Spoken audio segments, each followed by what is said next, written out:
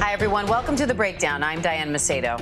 And I'm Kira Phillips in for Terry Moran. President Biden expected to give remarks at the White House any minute now about that bipartisan infrastructure deal that passed the Senate earlier today. We will bring that to you live as soon as it happens. New York Governor Andrew Cuomo says he will step aside amid an impeachment probe into sexual harassment allegations, submitting his resignation effective in 14 days. And I think that given the circumstances, the best way I can help now is if I step aside and let government get back to governing.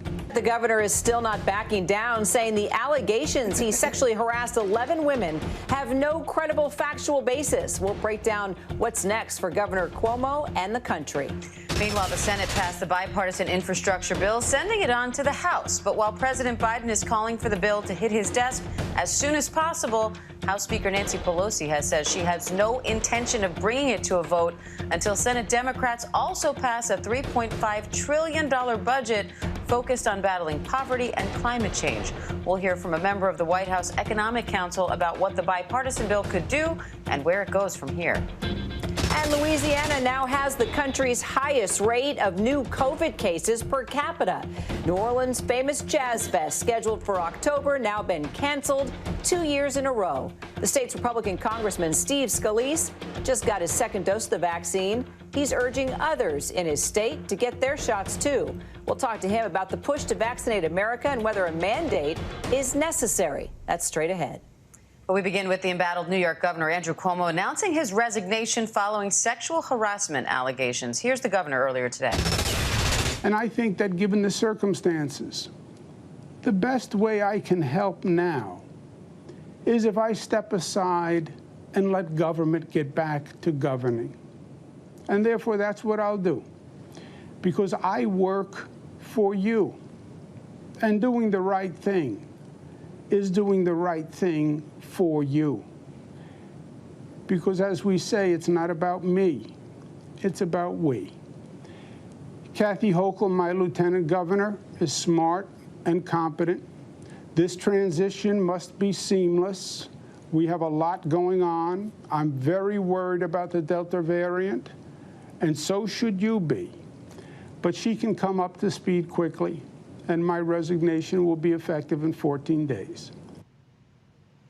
All right, let's bring in ABC's senior investigative reporter Aaron Katersky and Shauna Lloyd, ABC News contributor and managing partner at the Cochran firm, for a little bit more on this. Aaron, I want to start with you because the governor seemed to be trying to ride a fine line here. On the one hand, he resigned, huge announcement.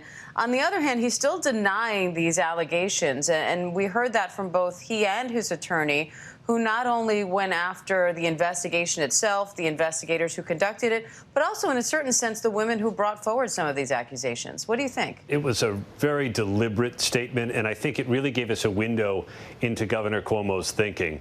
Diane, at first, he said that the investigation was political, it was biased. He took on some of the allegations directly, including that of a state trooper. He said simply, it was a mistake. And what did he say about that trooper that was so revealing about who his audience might be?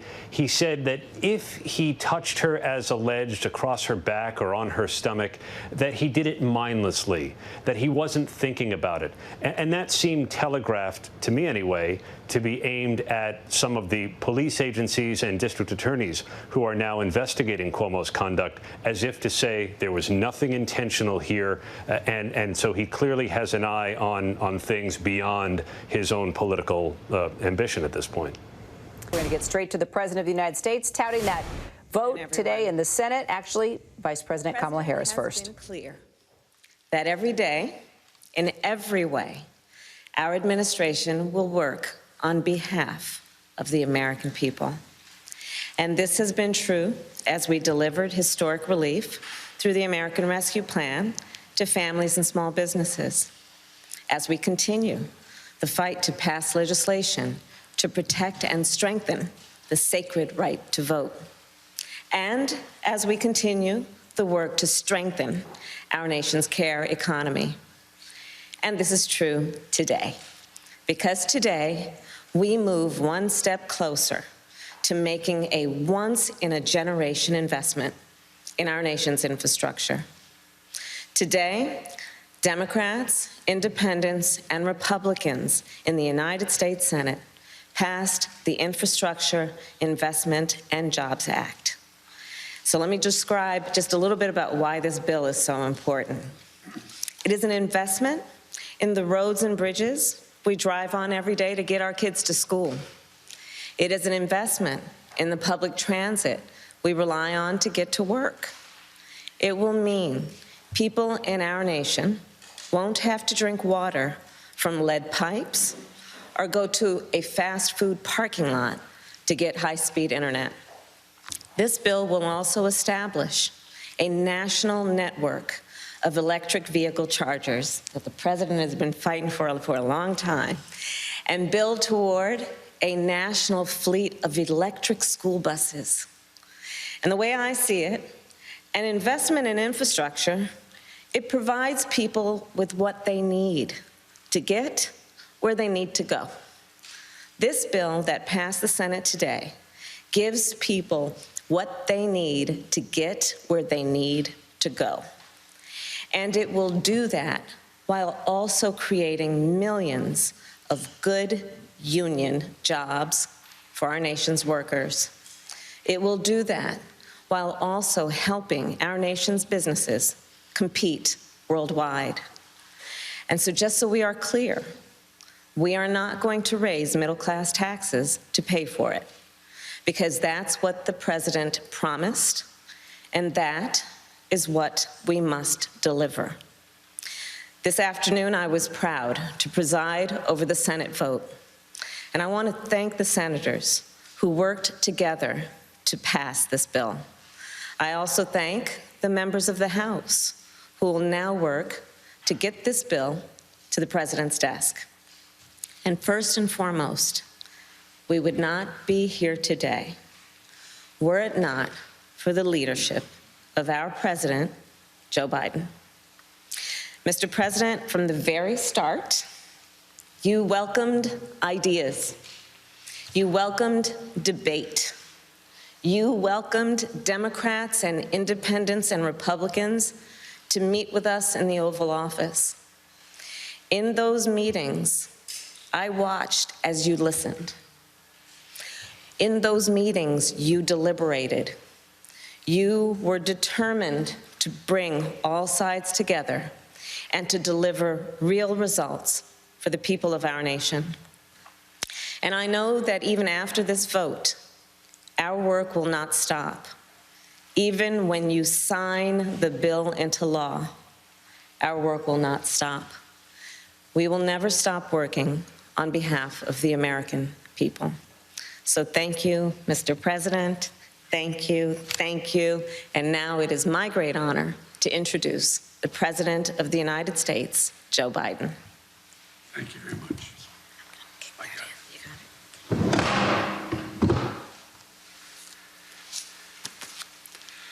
Well, thank you, Madam Vice President. First of all, I want to thank a group of senators, Democrats and Republicans, for doing what they told me they would do. The death of this legislation was mildly premature, as reported. They said they're willing to work in a bipartisan manner, and I want to thank them for keeping their word. That's just what they did. After years and years of infrastructure week, we're on the cusp of an infrastructure decade that I truly believe will transform America. As you all know, just a short while ago, the United States Senate passed the Infrastructure Investment and Jobs Act, the very legislation I ran on when I announced my candidacy for the nomination for president. A historic investment in the nation's roads and highways, bridges and transit, and our drinking water systems and broadband, clean energy, environmental cleanup, and making infrastructure more resilient and the climate crisis much more in our minds and how do we deal with it.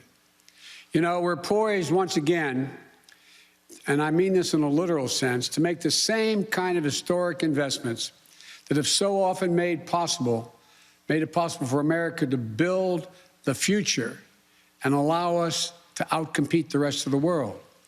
From building the Erie Canal in the early 1800s, a bipartisan effort, the Transcontinental Railroad, to construction that was constructed during the Civil War, to Dwight Eisenhower's interstate highway system in 1950s. The investments that literally connected our entire nation and fundamentally changed the pattern of life in America. To the public investments that took us to the moon and the discovery of life-saving medicines and vaccines and gave us the internet. America's often had the greatest prosperity and made the most progress when we invest in America itself. And that's what this infrastructure bill does. With overwhelming support from the United States Senate, 69 votes in the Senate, a vote margin bigger than when the interstate highway system passed in the Senate in 1956. It makes key investments that will, one, create millions of good union jobs all across the country, in cities, small towns, rural and tribal communities. America, this is how we truly build back better. This bill is going to put people to work, modernizing our roads and our highways and our bridges so commuters and truckers don't lose time in traffic, saving billions of dollars nationally. Today, up to 10 million homes in America and more than 400,000 schools and child care centers have pipes with lead in them, including for drinking water. This is a clear and present danger to the health of America, particularly to our children's health. This bill is going to put plumbers and pipe fitters to work, replacing all the nation's lead pipes so every child, every American, can turn on a faucet at home or in school and know they're drinking clean water. During remote learning during the pandemic last year, we saw too many families forced to literally sit in their vehicles in a fast food parking lot so their children could get on the internet they couldn't afford and didn't have access to at home. This bill will deliver affordable, high-speed internet to every American, a necessity for the 21st century. We'll also see we've seen in the last couple of years, the damage done in Texas and other places when transmission lines carrying power were taken down by extreme and unanticipated weather, leaving millions of folks without electricity for weeks and weeks, costing our economy billions and billions of dollars. This bill provides upgrades to our power grid so that more secure and resilient and cleaner energy can be transferred across those wires. Down in New Orleans, I met with the incredible women and men who are in charge of the water system, some of it running on technology that is literally 100 years old. This bill is going to provide opportunities to upgrade their system. It also allows American workers to strengthen our natural infrastructure, like our levees. These are at risk of catastrophic collapse in the face of extreme weather like superstorms, wildfires, droughts, hurricanes, and heat waves. Last week, I stood, and many of you were with me, on the south lawn of the White House with the United Auto Workers and with leaders from the big three automobile companies in America, surrounded by iconic American vehicles that will all be electric and made right here in America in not too distant future. This bill is also going to put IBEW workers, electrical workers, to work installing a truly national network of electric vehicle charging stations that will transform the way we travel and move commerce. And by the way, around those charging stations, you'll see, just like around we put in gas stations on our state highways, you'll see other industries build up. We have the benefit of significantly reducing pollution from vehicles on our roads. Look, this bill, I believe, will make the most important investment in public transit in American history. When I went to Philadelphia not too long ago for Amtrak's 50th anniversary, I was proud to be able to say that this bill was in the works and that it would be the most important investment in rail since the creation of Amtrak itself. This bill will upgrade railroad tracks so people can get to work and their destinations faster and we'll build new lines to get people to more places faster, reducing, I might add, pollution as well. And here's another critical part of the bill. 90% of the jobs created don't require a college degree. You're tired of hearing me say it, I know, but this is a blue-collar blueprint to rebuild America. We're going to do all of this by keeping my commitment.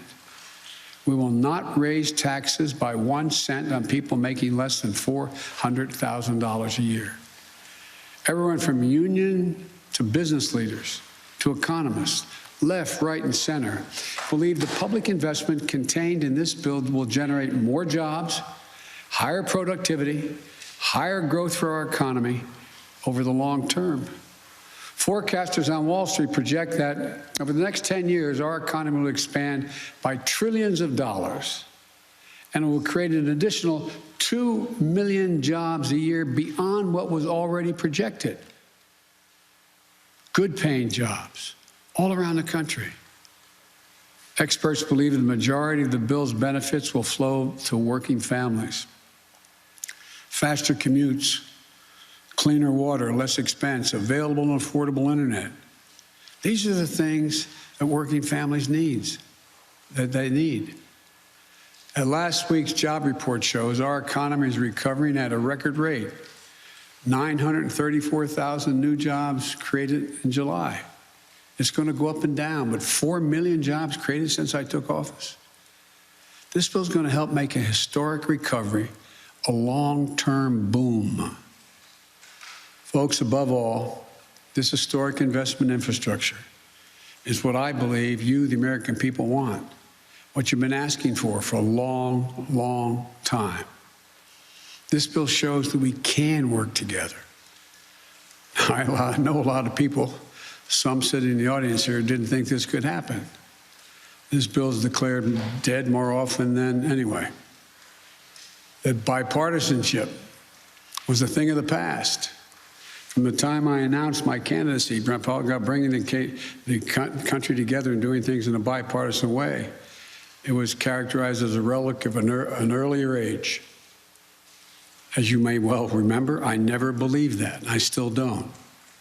So I want to thank those senators who worked so hard to bring this agreement together. I know it wasn't easy. For the Republicans who supported this bill, you showed a lot of courage.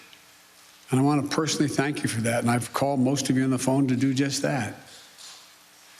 You have, and no doubt you will, disagree with me on many issues. But where we can agree, we should. And here on this bill, we prove that we can still come together to do big things, important things for the American people. For the Democrats who supported this bill, we can be proud of this unprecedented investments that are going to transform the nation and change millions of lives for the better. Think about what's going to happen in a practical sense. Clogged arteries at the heart of our economy, they're going to be opened up. That will reduce transportation costs, reduce commuting costs, and as a result, reduce cost overall for families and businesses. And there's safety provisions being, as I said not long ago, everyone can tell you what the most dangerous intersections in their communities are. There's money in there to deal with those specific needs. Thousands of bridges will be safer and more accessible. And by the way, as you've heard me say before, some bridges are so weak that they couldn't have a fire truck go across it, requiring the fire department to go 10, 12 miles out of the way to get just literally a mile away to put out a fire. Millions of lead pipes carrying drinking water to our homes and schools and daycare centers, they're finally going to be replaced. Never again can we allow what happened in Flint, Michigan, and Jackson, Mississippi. Can never let it happen again. High-speed internet, going to be available and affordable everywhere to everyone. So farmers nationwide can get the best prices for their products at home and abroad by knowing when to sell. And children in Chicago or Philadelphia never have to again sit in a McDonald's parking lot to do their homework. This is transformational. I know compromise is hard for both sides, but it's important, it's necessary for democracy to be able to function. So I want to thank everyone on both sides of the aisle for supporting this bill. Today, we proved that democracy can still work. A lot more work to do. But I want to thank Senate Republican leader Mitch McConnell for supporting this bill. And I want to give special thanks to Senate Majority Leader Chuck Schumer. Your leadership, Chuck, in the Senate was masterful. But look, let's be clear. Work is far from done. The bill now has to go to the House of Representatives, where I look forward to winning its approval. We have to get to work on the next critical piece of my agenda, my Build Back Better plan, making housing more affordable. It's so unaffordable to so many Americans. Providing clean energy tax cuts, including homeowners to make energy efficient improvements in their homes. Bringing down the cost of prescription drugs, making elder care more affordable, and continue to give middle-class families and children a tax break, a tax cut, the one they're receiving now, well-deserved child care and health care that gives them just a little bit of breathing room. This is a plan that invests in the American people, in their future and their success.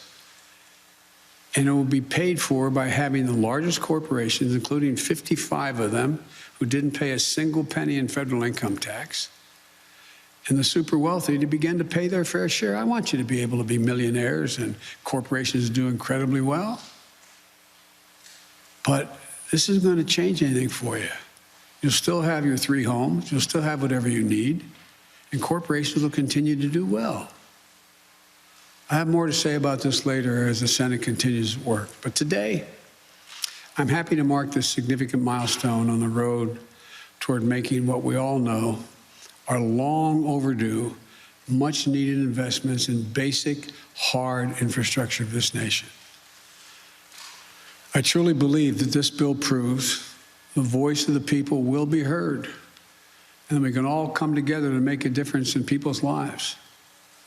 As you heard me say it before, and I apologize for repeating it, but there are no Republican bridges or Democratic roads.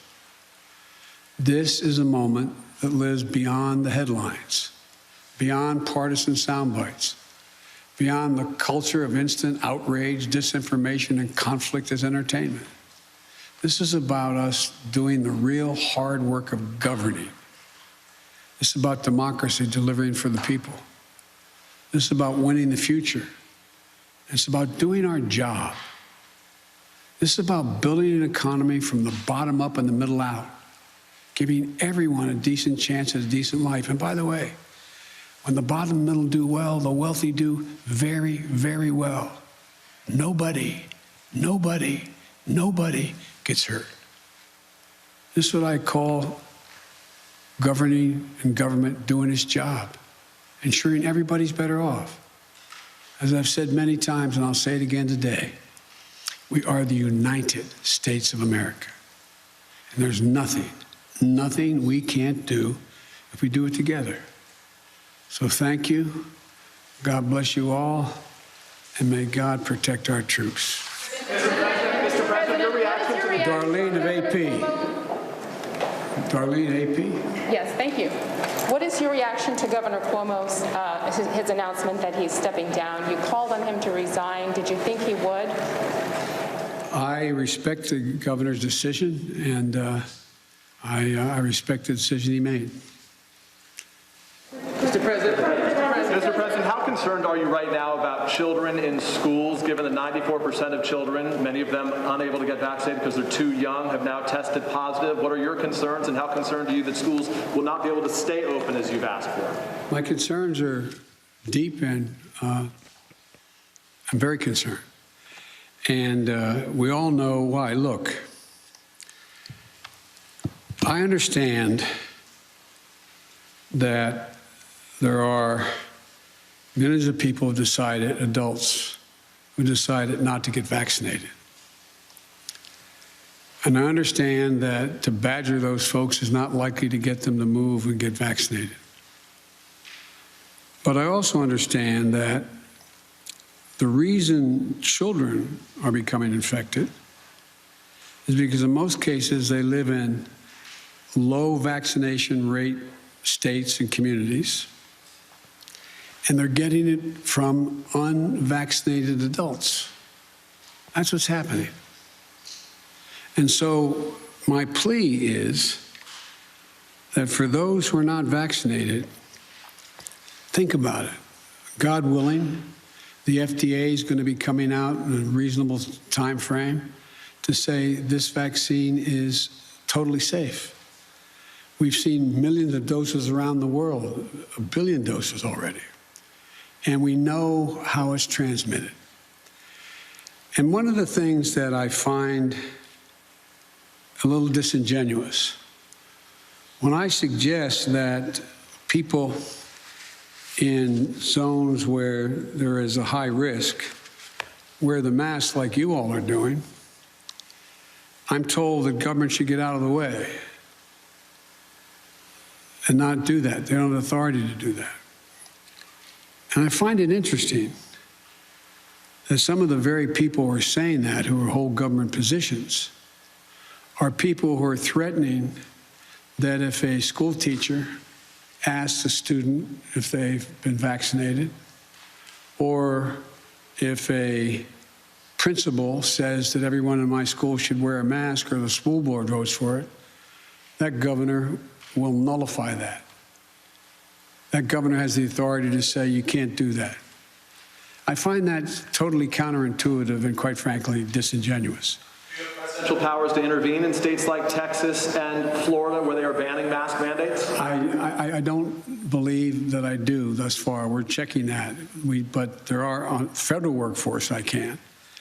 And I think that people should understand, seeing little kids, 4, 5, 6 years old, in hospitals on ventilators, and some of them passing, not many, but some of them passing. It's almost, it's just, well, I should not characterize it beyond that. On Andrew Cuomo, his resignation, what impact, as the head of the party, what impact does his resignation have on the Democratic Party? I think the impact is all on Andrew Cuomo and his decision to make that judgment, and I respect his decision. In just the last few days, multiple cities in Afghanistan have fallen to the Taliban. There's irrefutable evidence that a vast majority of those Afghan forces cannot hold ground there. Has your current plan to withdraw U.S. troops changed at all? No. Look, we spent over $1 trillion over 20 years. We trained and equipped with modern equipment over 300,000 Afghan forces. And Afghan leaders have to come together. We lost death and injury, thousands of American personnel. They've got to fight for themselves, fight for their nation. The United States, I'll insist we continue to keep the commitments we made of providing close air support, making sure that their Air Force functions and is operable, resupplying their forces with food and equipment, and paying all their salaries. But they've got to want to fight. They have outnumbered the Taliban, and I'm getting daily briefings. I think there's still a possibility. You have a significant new Secretary of Defense, our equivalent of Secretary of Defense in Afghanistan, Bushmullah Khan, who's a serious fighter. I think they're beginning to realize they've got to come together politically at the top. And but we're going to continue to keep our commitment. But I do not regret my decision. Yes, ma'am. Mr. President, on the issue of the infrastructure bill and the work that you have ahead of you now, are you concerned that are you confident that you have the support of all the Democrats on board to get this $3.5 trillion package through? I keep asking you. I know you're dear. My mother would say, God love you, dear. Look, I have, as I said, and I'm not referring to you in particular, just overall. I was going over some of the quotes from the moment that I got elected, how my plan was dead. It's the exact same plan I ran on. We'll see. I continue to be an optimist. As I told you, I was once referred to by a doc as a congenital optimist. I think that we can get a significant portion of the, if not all, of the reconciliation bill, the budget they're having the vote-a-thon now. I think over the next month, which is the way it's going to work, they vote on all these amendments, and then they get to the business of seeing how they can make it work and then come back. I know you understand this well, but the public wonders what we're talking about sometimes, and decide exactly what's in that reconciliation bill and how much is going to be spent. I think we will get enough Democrats to vote for it, and I think that the House will eventually put two bills on my desk, one on infrastructure and one on reconciliation. Thank you. Can I ask Thank you so much, Mr. President. I'm just sort of turning to the Delta. I'm sorry, go ahead. I'm just turning to the Delta variant for a moment. I wanted to see if, in retrospect, you think your administration put enough mitigation measures in place early enough, and whether you should have perhaps heeded some of the lessons from other countries that had data as early as May and June about how the variant spread. No, we knew how the variant spread, and we know the vaccines prevent the spread. So it's like, you know, a lot of countries didn't have the vaccines that we were able to put together to make sure every single American. We have over 600 million doses of vaccine for Americans. And when we've exported over 500 million, we will over 500 million.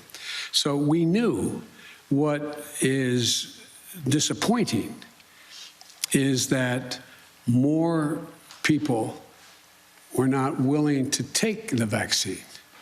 We've done everything in our power. Well, I shouldn't say there's probably more. We will do more.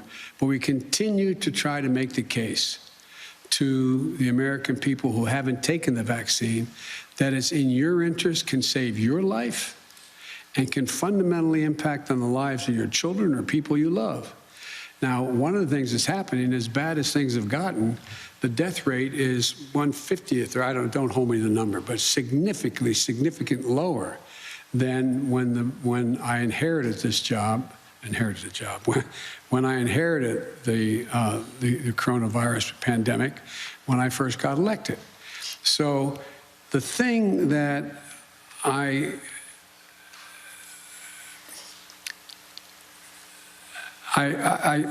continue to hope that people will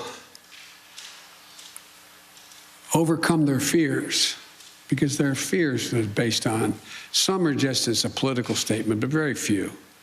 I think most people are worried. That's why I'm hoping that the FDA will say that we permanently approve of these vaccines, because we have enough for everyone. And I'm hoping that as people realize, and it is picking up, vaccines are picking up, but not at the rate they were before. Remember, I was setting up, stadiums, sports stadiums, and we're doing thousands of vaccines a day. And I wish I could have thought of something beyond what we've thought of that make everybody want to get the vaccine, but that hadn't been the case. Now, at a federal level, what I'm going to be doing is making sure that they understand that I do have authority to say, if you're going to come into this building, into a federal building, that you have to have been vaccinated or show that, or be wearing a mask. And I think that I'm going to use, and I anticipate that it's probable that the Defense Department will, as they put in place all the mechanisms needed to be able to, in fact, impose or initiate a mandate for all the regular forces and reserves to get vaccinated. But I continue to be hopeful. You see, I had I had a talk with Governor Asa Hutchinson, who said he made a mistake. And he is working really hard going around. He told me that he's doing a lot of town meetings, not all of which are being embraced. but he's making the case. We're going to continue to make the case. If I may, ironically, one of the Democrats through the years that you spoke with about infrastructure the most was Andrew Cuomo, who is resigning, who announced he's resigning today. You had traveled New York with him when you were vice president to the launch of the reconstruction of LaGuardia. He was someone who supported your campaign early on. No, you called on him to resign. No, you condemned the alleged behavior. But you're someone who spends a lot of time with mayors and governors. How would you assess his 10.5 years as governor of the state? In terms of his personal behavior or what he's done as a governor? What he's done as a governor. I thought he's done a hell of a job. And, I mean, both on everything from access to voting to infrastructure, the whole range of things. That's why it's so sad. Okay, last question, right here. Sure, Mr. President, I have a question about the significance of the bipartisan nature of the infrastructure agreement. Are there lessons learned from that agreement that can be applied to voting reform, police reform, or LGBTQ civil rights? By you guys or by me? By anyone. I'm sorry, I shouldn't kid, because I was just reading about 50 statements from very serious press people about how my whole plan was dead from the beginning. Look, the lesson learned is being willing to talk and listen. Listen. Call people in. No, let me finish it. And I think the lesson learned is exposing people to other views. And so that's why, from the beginning, on all the subjects you raised, I've sat with people and listened to their positions, some in agreement with where I'm in, some in disagreement. And so I think it's a matter of listening. It's part of democracy. Thank you all so much. Sir, why have you not named an FDA commissioner? Andrew Cuomo resigned immediately. He's leaving in 14 days. I'm not going to comment any more on Andrew Cuomo. You haven't named an FDA commissioner? Why have you not yet named an FDA commissioner, sir? Say again? You haven't named an FDA commissioner yet. I was wondering why you haven't found or named a permanent FDA commissioner yet. We're working on that very hard to make sure we can get it passed. Yes. Question for you on infrastructure, but can I quickly follow up on your comment on Governor Cuomo? Can you really say that he has done, quote, hell of a job if he's accused of sexually harassing women? Look, you asked two different questions. I asked the substantive, should he remain as governor, is one question. And women should be believed when they make accusations that are able to, on the face of them, make sense and investigate it. They're investigated, and the judgment was made that what they said was correct. That's one thing. The question is, did he do a good job on infrastructure? That was the question. He did. The question was, how did he do as a governor? No, the question was, correct me if I'm wrong. Well, how was he as a governor generally? Well, the governor generally, obviously... Outside of his personal behavior. Outside of his personal behavior. Okay. But can you separate the two? No, I'm not. I was asked a specific question. Okay. I'm trying to answer specifically. What do you want to ask me specifically? Well, I'd like to ask you about infrastructure as well. Given that you have said this is such an urgent bill that needs to be passed, why not have the House take it up immediately for a vote? We'll get it done. I'll get both. Thank you. Mr. President, we'd like to see the FDA speed up approval of the coronavirus vaccine. Appreciate it. The president getting a number of questions from reporters there at the White House, but the big news is the Senate passing that massive bipartisan $1.2 trillion infrastructure bill. Let's bring in congressional reporter Trish Turner and ABC News political director Rick Klein for more on this. Rick, Biden calling for this bipartisan bill to hit his desk as soon as possible, but Pelosi has already said that she doesn't intend to bring it up for a vote until Senate Democrats also pass the $3.5 trillion budget. So that could take weeks, even months. How are they going to resolve that? Yeah, Kara, this was a victory lap from the president, but of course the race is not finished, not by a long shot. There's a lot of work that has to be done to keep the coalitions together to make sure that that much larger bill also passes in the House. That is the red line that progressives and Speaker Pelosi have drawn. They're not going to even take up this bill unless they get the other one. This is President Biden, though, saying the process works, the system works. A lot of confidence from him that things can work. And in fact, he's using some of the doomsday predictions about the demise of this bill now to his benefit. benefit. Basically, a big told you so. And yeah, he's been right more than he's been wrong, but there's a long way for Democrats to go, even leaving aside the political peril they could put themselves in. They know at this moment that getting this done in the Senate is a big deal, but the obstacles are still going to be over in the House. And Trish, the president just told the country all the good things that this bill will do, but the Congressional Budget Office says it will also add $256 billion to the deficit. Where's this money coming from? Right. So this is a really big deal for Republicans who ended up voting against this bill. So they went after, it really, they did a lot of work, the negotiators, in trying to find some financing options. And a number of them just, they tell it, if you have core infrastructure, these are fixed assets that in the long run, you'll kind of get some payback. There's a private investment option in this bill that sinks some private money into public infrastructure. So that's just things that the nonpartisan sort of, scorekeepers that, develop these analyses about the price tag, they just can't look at things like that. They touched a couple of, guardrails along the way, the red lines for Republicans. They just couldn't beef up the IRS to go after tax enforcement, people who do not pay their taxes. And so, they have a number of kind of arcane ways of developing money, developing financing in this bill to pay for the bill. But ultimately, it doesn't raise taxes. That was a key red line for Republicans. And it does not raise, you heard President Biden say, doesn't raise taxes on anyone making less than $400,000. And it doesn't raise user fees, gas taxes, electric vehicle use, miles traveled in electric vehicles. There were so many landmines that the negotiators had to avoid. But in the end, they did come out with a pretty big ding to the deficit, and that's going to be, I think it'll just mean that there isn't Republican support in the House, but I don't think they ever expected that either way.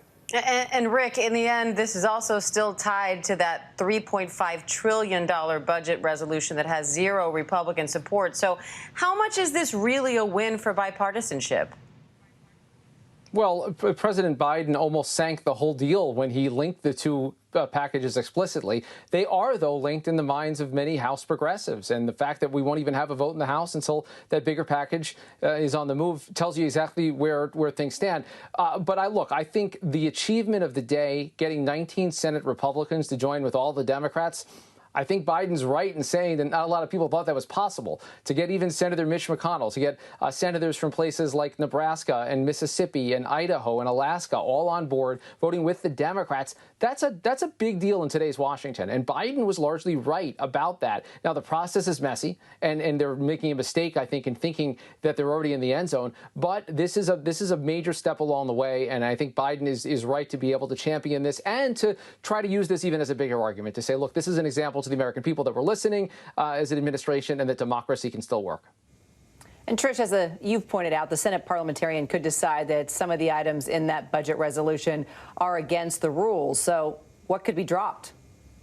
I think the biggest thing that we all have our eye on is immigration policy. So, for everyone who doesn't know this crazy policy up here, the way the budget works, there is a rule keeper. You referred to her, the Senate parliamentarian. And so under the budget rules, it just says any sort of policy that comes along under the protections that are afforded a budget bill that'll allow the Democrats to ultimately pass it with 51 votes, all on their own without any Republican support. They have to have a real and substantial impact on the federal budget. And so, basically, the argument is that, providing a pathway to citizenship for dreamers, for farm workers, that's a policy without potentially a significant budget impact. Of course, the Democrats are arguing already that these, the people that we will legalize through new policy would bring in tax revenue. These are jobs created. This will have a significant impact on the budget, but that will be, foremost in their minds of what might be challenged by Republicans as the budget moves to the floor later this year, for sure. So, Rick, how do you see this all playing out with now these two pieces of legislation tied together? Yeah, it is quite a dance that has to happen right now. And I think you saw Senator Schumer just moments after announcing the vote and celebrating that. He says, now we're going to move to that other track. It is going to be quite a feat to try to balance the competing interests in the Senate to keep that reconciliation bill on track and then make the case back to progressives in the House that this all is worth it. Now, there's a lot of skepticism among some Democrats I've talked to as to whether progressives or Nancy Pelosi would actually stand in the way of this bill if there's a hiccup with the other piece of it. This is such a big deal and such a big kind of defining moment for the Democratic Party. Would you risk all of that in threatening that you're going to sink it? But the bottom line is what it is, and they're not going to be satisfied unless they get more. It's a bargaining tool. It's part of the negotiations right now. I think the betting line would probably say that Democrats have got a decent shot at getting both of these things, but you also have to see a decent shot at getting none of those things, at having a complete and utter wipeout, even after the celebration today and the major achievement of 69 votes in the Senate. One more question, Trish, if you don't mind. Different topic. The president of the NAACP just released this statement saying that quote, the White House must prioritize voting rights legislation with the same level of urgency and commitment as the bipartisan infrastructure bill. So, Trish, where does the battle over voting rights stand at this point? Boy, I tell you, this is a really difficult one in the Senate. So essentially, when you look at the calendar, there's almost no time left before they leave for the August recess, just days, from leaving. And a lot of their time and energy has been spent on this two-track, infrastructure-related legislation, and there's just no time. Of course, the bigger reality here in the Senate is the votes haven't changed. You need 60 votes to pass anything difficult like voting rights legislation. And what we might see before the senators leave, in fact, there's a meeting going on downstairs right now with a number of Democrats that are key to this issue. They're trying to figure out maybe there's a new piece of legislation they could ask all 100 senators before they head out for the August recess, hey, can we pass this bill by unanimous consent? And there will be a Republican objection. But, Kira, that's building on the argument for the moderates like Senator Joe Manchin, Democrat of West Virginia, Kyrsten Sinema, Democrat of Arizona, building on that argument to do away with the filibuster. That's what the NAACP wants. Other activist groups like this, they want to change the rules in the Senate. But I can tell you, having talked to Senators Manchin and Sinema and a number of other centrists, it's not just them. They don't want to change the rules in the Senate. There might be an argument that they might ultimately make effectively to, hey, let's just make one exception for voting rights. They're making it such a major issue for the Democrats here. They're putting so much pressure, the outside groups are, on Manchin, on Sinema, on others, that maybe there could be a carve-out in the Senate filibuster rules, but we're still a long way from that. So, the NAACP, these activist groups, they know that, but they want to see repeated votes where they're chipping away. And then also, this will become an issue that they kick over into the midterms as well. Trish Turner and Rick Klein, thanks, guys. Coming up, we take a closer look at how the Delta variant is devastating the state of Louisiana. House Minority Whip Steve Scalise from Louisiana explains to us why he finally got his COVID vaccine. Plus, he gives us a glimpse into how House Republicans may vote on that infrastructure bill that passed in the Senate. Stay with us.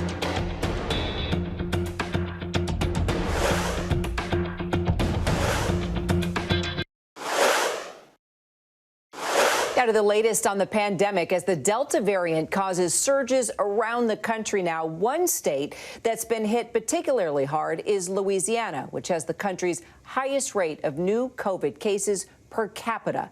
One Louisiana Republican, House Minority Whip Steve Scalise, is now urging others in his state to get vaccinated. He joins us live. Congressman, good to see you. Kira, good to be with you. Well, as we mentioned, now COVID hospitalizations in your state has risen to the highest levels in just 5 months. The vaccine was first made available to you 7 months ago on the Hill. Do you think it was a mistake to wait so long to get your shots? Well, I had antibodies back months ago. I had taken that test and had antibodies for COVID. But ultimately, with the Delta variant, I saw the spike in hospitals, and primarily it was over 98% of people in the hospitals with COVID were unvaccinated. And that's when I decided to get the full vaccination. So I got the Pfizer vaccine. I'm glad I did it. It's very safe and effective. Well, and now 37%. Only 37% of your state is fully vaccinated. And we're seeing people getting vaccinated now and knowing that it saves lives. So what's your messages to your constituents now? I would strongly encourage people to get the vaccine. It's safe, it's effective, it's available for anybody who wants it. But look, this is a medical decision. And I do think if there are people that have hesitation, which clearly there are, they should be talking to their doctor about it. We shouldn't be shaming people and trying to look down on people. We should be getting them the facts, but also encouraging them if they do have hesitation, now's the time to go talk to your doctor about this, because I believe it's the right thing to do. But at the same time, this has got to be a personal decision. And if you have hesitation, go talk to your doctor about it. The school year is starting, and a lot of children, most children ineligible for the vaccine. What are you telling families and teachers and kids now that we know so much about being vaccinated, about the number of hospitalizations on the rise, the COVID cases on the rise, and as you point out, we need to get our kids back in school. So what are you encouraging families and teachers and kids to do? Everybody should still take precautions, and washing hands, socially distancing still works. Look at last year. There was no vaccine a year ago, and yet about half of kids in America were in the classroom, and the science shows that they were much better protected from COVID than kids who weren't in the classroom, because they weren't having that same kind of controlled environment, and yet they were learning more too when they were in the classroom. That evidence is very clear. Not only the depression that we saw kids that weren't in the classroom having, but the learning went down too. And so let's encourage the schools to reopen. And again, without a vaccine, schools reopened was the right answer last year. It's the right answer this year too. And now Republican governors in Florida and Texas, congressmen, have banned one of the most basic public health measures, mandating masks from schools. Some school administrators are revolting. They're being threatened with defunding or losing salaries. Should school districts be allowed to decide for themselves what tools they can use to keep students safe? Ultimately, those are conversations that need to be had at the school board level. And I'm encouraged that you're seeing so many parents showing up at school board meetings now. When you had a lot of these schools following the union advice and just shutting down, even though the science said the schools should be open, I think you saw a growing number of parents get involved in their school board meetings. And in fact, many of them started running for school board. And that's government at its most basic local level. So I would encourage people to stay involved at the local level, having those conversations where they should be had, not at the federal level. Mandates shouldn't be coming out of Washington. Let people in the local communities make the decisions that are best for themselves and open up the schools. All right, let's talk about the vaccine mandate in the military that's going to be required of service members by next month, possibly sooner. Do you support that move? Again, I leave it to the generals to determine what's best to run the military. I don't want to see the federal government making those kind of mandates, and I don't want to see the federal government trying to shame people. Let's get the facts out. Let's encourage people to make their decisions on their own and work with their doctors if they have questions. Politician or not, you are a leader. People listen to you. People vote for you. You've got personal experience. You've had COVID. So what are you going to do? What can you do? What are you encouraging your colleagues to do to save lives? Bottom line, get our kids back in school and save lives. Yeah, I've been very vocal about getting the facts out and encouraging people that the vaccine is safe and effective. I've done a lot of research into how they came up with these vaccines. The FDA process was very rigorous. Thousands of people were tested. Over a year ago, they started this process. Operation Warp Speed, which was started by President Trump, was very effective at making sure that the tools were there to encourage vaccines to be made in a rapid time. They didn't cut corners. And I do think there might be some people that wonder, because it came out so quick, this was record-breaking, revolutionary to get drugs out. It wasn't because they cut corners. It was because extra laser focus was put on getting the process moved.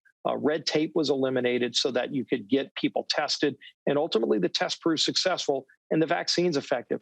And if you wonder about whether or not the vaccine's effective, go talk to your local hospitals.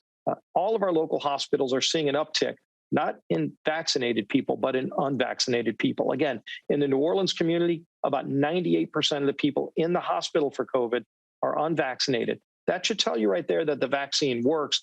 It might not stop you from getting COVID, but if you get it, you're not going to get so sick that you end up in the hospital more than likely if you have the vaccine. And those are the facts that are available for people. I would encourage everybody to do their own research, but ultimately talk to their doctor if they still have hesitation.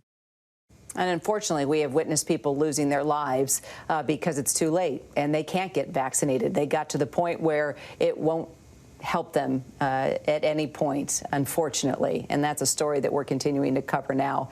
Look, while we have you here, Congressman, I'd like to ask you about today's infrastructure vote. Will any Republicans support this bipartisan deal in the House? And specifically, will you?